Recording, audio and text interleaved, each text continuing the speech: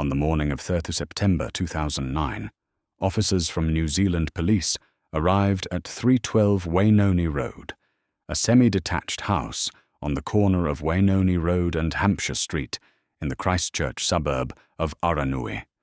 Hours earlier, 32-year-old Jason Somerville had walked into a local police station and made a detailed confession about 2 killings at that address. Inside the house, investigators lifted floorboards in a rear room and accessed the narrow crawl space beneath the structure. There they located 2 sets of human remains. Later, forensic examination confirmed they belonged to 28-year-old Tisha Lowry, missing since 25 September 2008, and Rebecca Somerville, Jason's 35-year-old wife, reported missing just days earlier. Media would soon call it the Christchurch House of Horrors. Police reports and court records treat this crawl space as the central crime scene.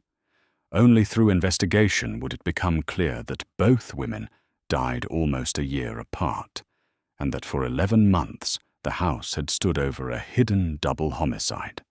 On Thursday, 25 September 2008, the suburb of Aranui in eastern Christchurch was going about its ordinary routines.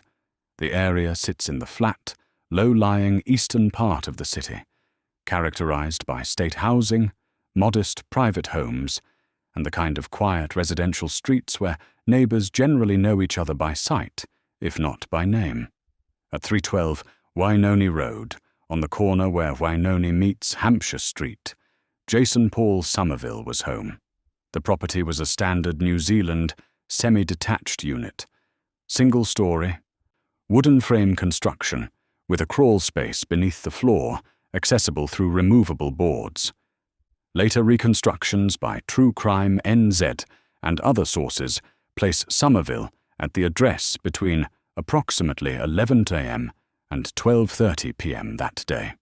2 houses away on Hampshire Street lived 28-year-old Tisha Lowry. Reports indicate she was last seen that day walking home from the Bower Tavern, heading toward Hampshire Street, sometime during the late morning or early afternoon hours. The crawl space beneath 312 Wainoni Road was, at this point, simply an architectural feature, the kind of structural void common in New Zealand houses of this type, used occasionally for storage or access to plumbing and wiring. Nothing distinguished it. From the outside, 312 Wainoni Road appeared to be exactly what it was, a standard Christchurch residential unit. In the case file that would eventually be compiled, it would become the central exhibit in a double homicide investigation. On this day, no one marked the exact time Tisha Lowry walked past that corner. Later, investigators would spend months attempting to reconstruct that missing walk, minute by minute. Within days of 25 September 2008, Tisha Lowry's family realized something was wrong. She had not returned home, had not contacted family members, and was not responding to attempts to reach her. Her mother, Tanya Lowry, filed a missing person report with New Zealand Police. The initial investigation followed standard missing person protocols. Officers checked known addresses associated with Tisha.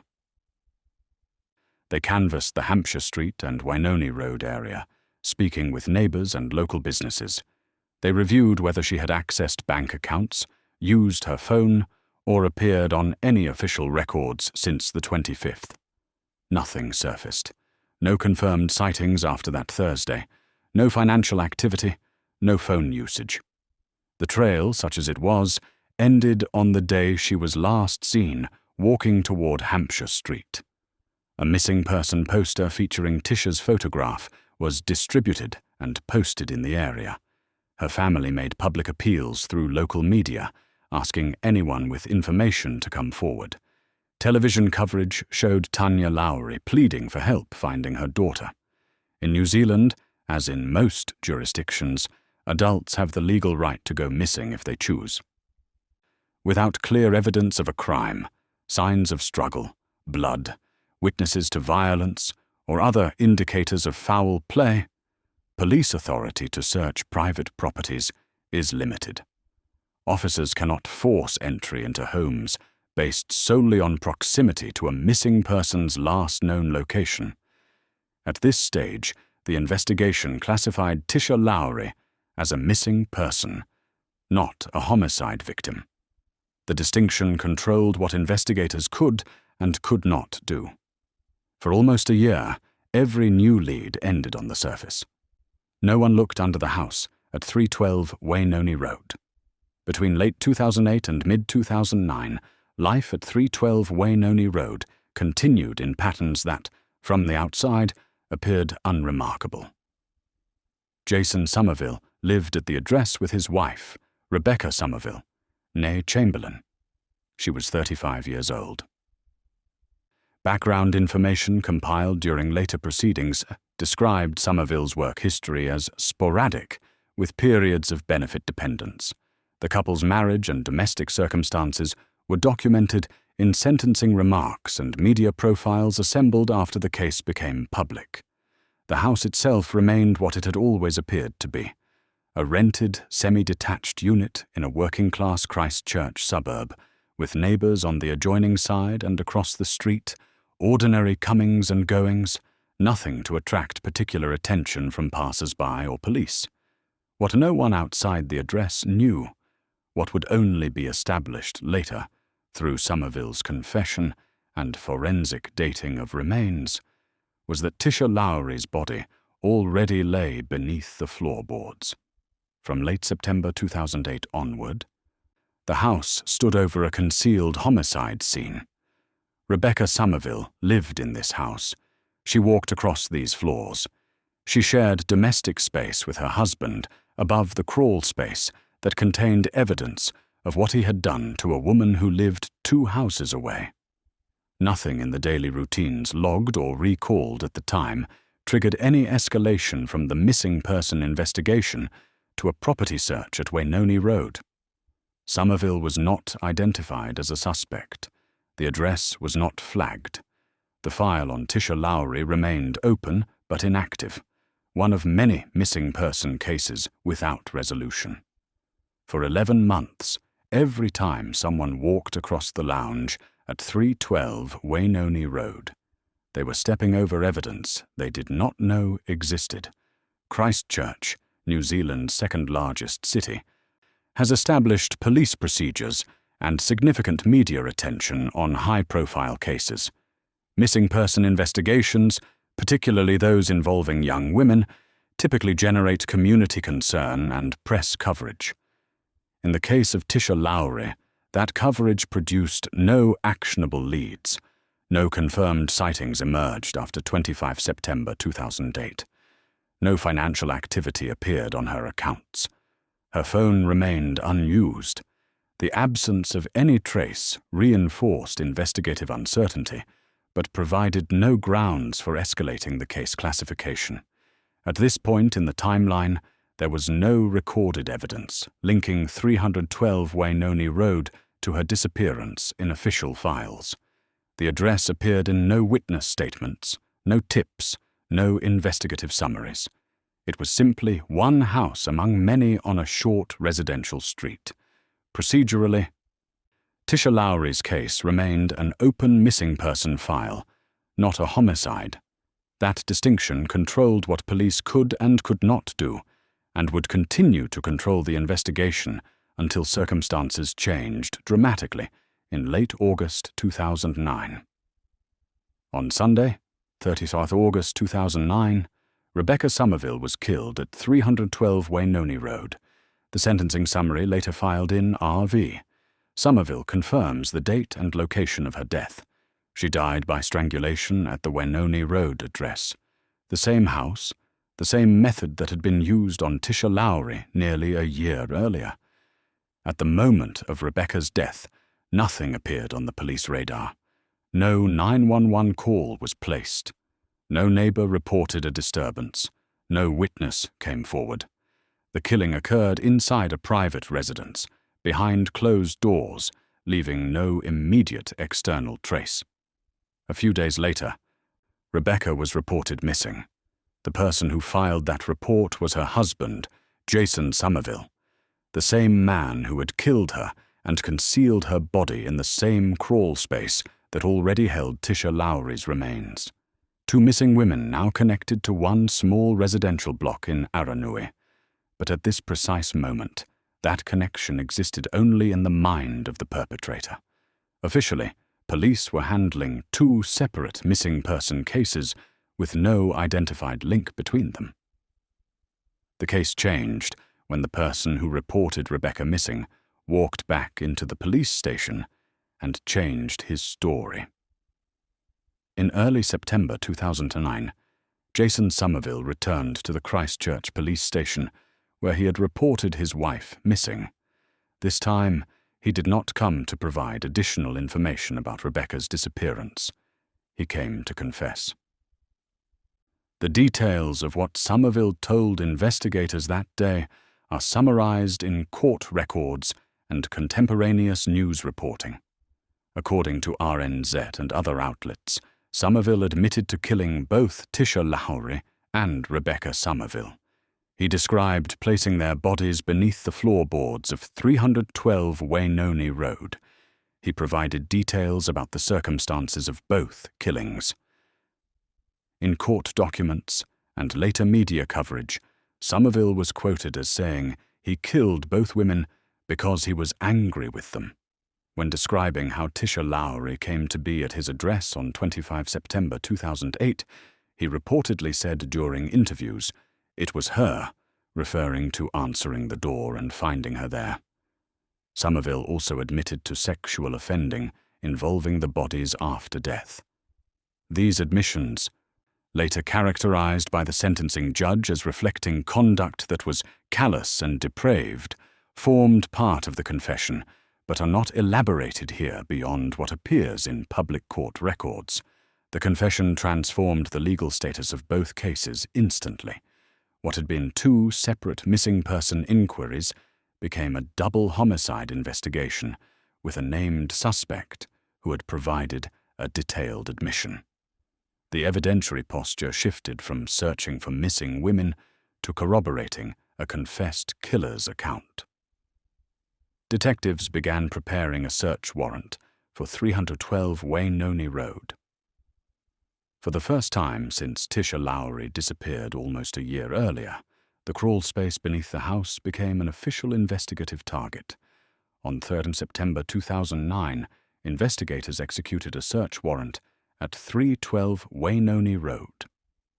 The NZH History Crime Timeline entry for Christchurch's House of Horror notes that on this date, following Somerville's confession, both bodies were located under the house. Media reporting described the location as beneath the floorboards of the Somerville residence. The search proceeded systematically.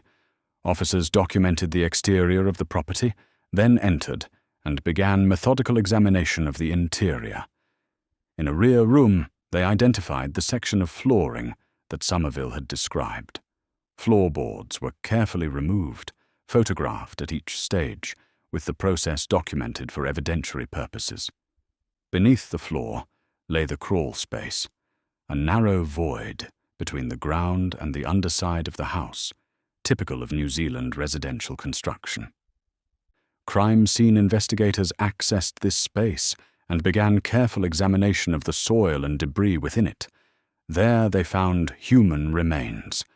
Two sets, consistent with Somerville's confession. The bodies had been placed in shallow depressions beneath the house, concealed from view by the floorboards above. The recovery process followed standard forensic protocols, photographing the remains in situ, documenting their position and condition, carefully removing them for transport to the mortuary. Chain of custody was maintained throughout. Every item recovered was logged, bagged, and labelled. The crawl space that had been an unremarkable architectural feature 11 months earlier was now the central crime scene in a double homicide investigation. Officers sealed the property upon completing the initial recovery. Jason Somerville, already in custody following his confession, was escorted back for formal processing, as charges were. The investigation now faced the task of reconstructing two separate homicides that had occurred nearly a year apart at the same address. The sentencing remarks in R.V. Somerville, delivered by Justice Lester Chisholm, established the basic chronology. Tisha Lowry was killed on 25 September 2008. Rebecca Somerville was killed on 30th August 2009. Both died by strangulation. Both were concealed in the crawl space beneath 312 Wainoni Road. Both were subjected to post-mortem sexual offending by the defendant. Using only what the judgment and verified reporting provide, the timeline takes shape. On the September 2008 date, Tisha Lowry came to the Wainoni Road address. Somerville later indicated she knocked on his door. He killed her by strangulation, committed sexual offences against her body, and concealed her remains beneath the floorboards. He then continued living in the house for the next 11 months. On the August 2009 date, Somerville killed his wife Rebecca using the same method. He concealed her body in the same location. Days later, he reported her missing. Shortly after that, he confessed. The sentencing judge characterized the offending as callous and depraved, noting both the nature of the killings and the post-mortem conduct. The judgment treats the two homicides as connected events, not in the sense of a single continuous crime, but as evidence of a pattern of offending centered on one fixed location. With the basic timeline confirmed, investigators faced a different question. What, if anything, had been missed during the 11 months between those two dates? Forensic examination of the remains was conducted at the Christchurch mortuary, with analysis supported by ESR, Environmental Science and Research, New Zealand's forensic science provider. The forensic workup addressed several essential questions, confirming the identity of both victims, establishing cause of death, and determining approximate time since death consistent with the timeline Somerville had provided. Identification was achieved through dental records and other means documented in case files. Both women were positively identified as Tisha Lowry and Rebecca Somerville. The condition of the remains was consistent with the burial environment and the time periods indicated, approximately 1 year for Lowry, approximately 1 week for Rebecca Somerville at the time of recovery. Cause of death in both cases was determined to be strangulation, consistent with Somerville's admissions. Forensic pathologists documented findings supporting this conclusion without the need for extensive elaboration of injury details beyond what appeared in public records. The forensic evidence did not contradict Somerville's account in any material way. The location of the bodies, their identities, the apparent causes of death, and the approximate time frames all aligned with what he had told investigators in his confession. Even with a confession, forensic corroboration serves essential purposes. It supports the charges, informs sentencing considerations, and excludes alternative scenarios that a defense might raise. In this case, the laboratory findings reinforced the strength of the prosecution's position. 2 case files now bore both names and a single address stamp: 312 Wainoni Road, Aranui, Christchurch. With the forensic evidence secured, investigators conducted witness interviews and reviewed the earlier missing person investigation for any signals that might have been missed. Standard canvassing had been conducted around Hampshire Street and Wainoni Road during the search for Tisha Lowry in late 2008. Neighbours had been asked whether they had seen her, whether they noticed anything unusual, whether they had any information. None of those interviews produced evidence linking 312 Wainoni Road to her disappearance. Podcast features and news retrospectives that later revisited the case summarized interview content, repeated searches, public appeals, community speculation, but no concrete lead pointing to Somerville's address until his confession. Tisha's family, including her mother Tanya Lowry, spoke publicly about the frustration and hope they experienced during the missing person phase. Short documented phrases from media appearances conveyed the emotional toll of not knowing what had happened. The procedural reality, uncomfortable but important, was that police had no admissible evidence connecting Somerville to Tisha Lowry prior to his confession. No witness placed her at his door. No physical evidence emerged from the initial canvass. No tip identified him as a person of interest. According to later case summaries, the investigation file showed no earlier disclosure from Somerville and no witness statement strong enough to justify a property search during the missing person phase. In hindsight, the address stands out. In real time, it was one house among many on a short residential street where a young woman had last been seen walking home. Jason Somerville's court appearances proceeded through the New Zealand justice system with relative speed, given the strength of the evidence and his early guilty pleas. At a district court hearing before Judge Graham Noble, Somerville pleaded guilty to both murder charges. Media coverage noted his demeanor as largely impassive during these proceedings. The guilty pleas meant no trial would be necessary. The court's focus shifted from establishing guilt to determining appropriate sentence. The case was transferred to the High Court at Christchurch for sentencing before Justice Lester Chisholm. The hearing was scheduled for January 2010, approximately 4 months after the bodies were discovered and the confession obtained. Court documents filed in RVR Somerville confirmed the 2 murder convictions. The Crown's sentencing submissions outlined the facts of both killings, the forensic evidence, the post-mortem offending, and the aggravating factors the judge should consider. Victim impact statements from both families were prepared for presentation. The sentencing judge, reviewing the materials, would need to assess not only the appropriate punishment for 2 murders, but also the nature and circumstances of the offending, the risk Somerville posed, and the applicable minimum period of imprisonment before parole eligibility. The families of Tisha Lowry and Rebecca Somerville would finally hear the court's formal assessment of what had been done to their daughters, their sisters, their loved ones. Once the guilty pleas were entered and accepted, the focus of proceedings shifted from proving guilt to measuring consequence. On 30th January 2010, Justice Lester Chisholm delivered sentencing in RVC Somerville at the High Court in Christchurch. The families of both victims were present in the courtroom. Media coverage documented their attendance and the emotional weight of the proceedings. New Zealand's sentencing structure for murder provides for life imprisonment as the mandatory sentence. What the judge determines is the minimum period of imprisonment, the time that must be served before the offender becomes eligible for parole consideration. This does not guarantee release at that point. It establishes the earliest possible date for review. Justice Chisholm sentenced Jason Somerville to life imprisonment with a minimum non-parole period of 23 years.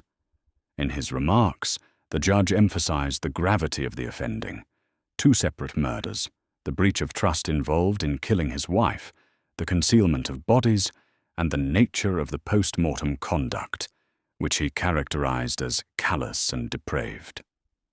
News reports noted that family members of both victims spoke either in court or to media afterward. Tanya Lowry, Tisha's mother, was reported as describing it as a hard day, while acknowledging that the justice process had reached its conclusion. The sentencing remarks made clear that, while a 23-year minimum was set, Somerville may never be released if the parole board later determines he remains a serious risk to public safety. Life imprisonment in New Zealand means exactly that. The sentence does not expire, and release is never guaranteed. Legally, the case moved from the courtroom to the parole file. For the families, it did not end there. The house at 312 Wainoni Road did not survive long after the case became public. Shortly after the discovery of the bodies and the media coverage that followed, the property was targeted by arson. The NZH History entry and True Crime NZ accounts note that the House of Horror, as it had been labelled, attracted this destructive attention from unknown individuals. The Christchurch City Council eventually acquired the property. Given its history and the community association with violent crime, the decision was made to demolish the structure rather than return it to the rental market. The house was torn down, leaving an empty lot where the corner unit once stood. The recurring motif of the case, the ordinary house concealing extraordinary violence, completed its arc. From unremarkable residential unit, to hidden crime scene, to media spectacle, to demolished structure, to empty ground. Parole reviews will occur periodically in future years. Somerville's first eligibility date, calculated from the 23-year minimum, falls in the 2030s. Whether he will ever be released remains a question for future parole board panels to assess. While the house is gone, its address persists in databases, legal records, and online crime archives.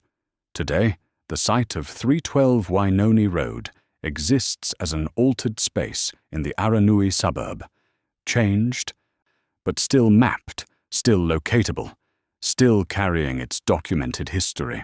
Online, the address remains tagged in true crime databases, news archives, and the NZH History Crime Timeline as the site of a double homicide. Journalists and podcasters periodically revisit the case, summarizing events for new audiences, examining investigative procedures, and reflecting on what the record shows.